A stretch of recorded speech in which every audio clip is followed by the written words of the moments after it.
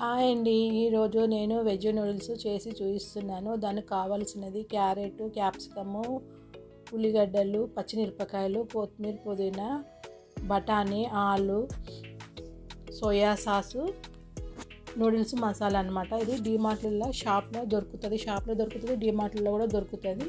Noodles మంచిగా మనము ఇలా ఉడికించుకొని పక్కకు పెట్టుకోవాలి. తగినంత ఆయిల్ వేసుకొని, ఆనియన్ వేసుకొని, బఠానీలు, బీన్స్, ఆలు అన్నీ వేసుకొని ఫ్రై చేసుకోవాలి. గోబీ, క్యాప్సికము, క్యారెట్, కొత్తిమీర, పచ్చిమిరపకాయలు ఇవన్నీ నూనెలో మగ్గించుకోవాలన్నమాట. కొంచెం ఫ్రై అయ్యేదాకా ఉంచుకోవాలి.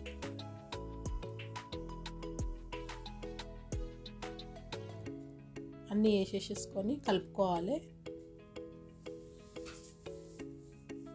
నూడిల్స్ చేసేటప్పుడు పాత్ర కొంచెం వెడల్పుది పెట్టుకోవాలి. ఇట్లా చిన్నది పెట్టుకోవద్దు.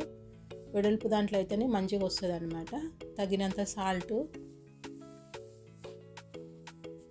ఇది మసాలా, నూడిల్స్ మసాలా వేసేసుకొని అంతా కలుపుకోవాలన్నమాట.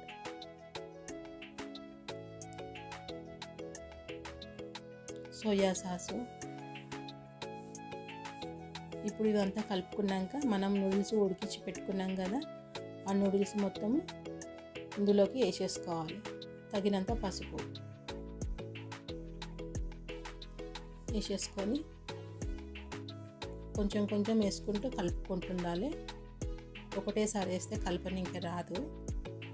మొత్తం వేసేసి కలుపుకోవాలి. మొత్తం ఇప్పుడు అంతా మసాలా అంతా మంచిగా కలపాలన్నమాట. గిన్నె ఇట్లా వెడల్పు ఉంటేనే మనం కలుపుకోవడానికి వస్తుంది. చిన్నగా ఉంటే కలుపుకోనికి రాదన్నమాట. అందుకే నేను ఇట్లా వెడల్పు లాంటి పాత్ర పెట్టుకున్నాను. మొత్తము అంతా కలిపేసేసుకున్నాను. కలిపేసేసుకొని ఒక 2 minutes మళ్ళీ మనం మూత పెట్టుకొని ఉంచాలన్నమాట. చిన్నగా స్టవ్ మీద పెట్టుకోవాలి. అయ్యింది. దించేసుకొని నూడిల్స్ రెడీ అయిపోయింది. చూడండి, నేను చేసిన వెజ్ నూడిల్స్ మీకు నచ్చితే లైక్ చేయండి, షేర్ చేయండి, సబ్స్క్రైబ్ చేయండి. పక్కన బెల్ ఐకాన్